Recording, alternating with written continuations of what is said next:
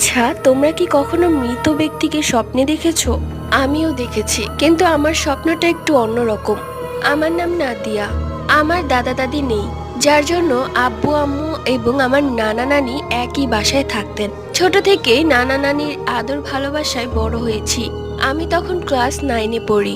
ঘুমিয়ে আছি, ঘুমের মধ্যেই স্বপ্ন দেখছি আমার এক কাজিনের খুব ধুমধাম করে বিয়ে হচ্ছে এবং বিয়েতে সবাই উপস্থিত। আমিও খুব সুন্দর একটা জামা পরে নাচছিলাম।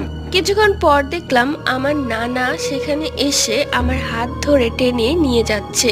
আমি নানাকে থামিয়ে দিয়ে বললাম, উফ, তুমি যাও, আমি যাব না। নানা আমার দিকে তাকিয়ে কান্না করতে করতে সেখান থেকে চলে গেল। কারো জোরে চিৎকারে আমার ঘুম ভেঙে যায়। তখন ছিল ভোরের সময়। উঠে আমি দেখতে পাই আমার নানা মারা গেছে। সবাই দোয়া করবেন আমার নানার জন্য, আল্লাহ যেন তাকে জান্নাতবাসী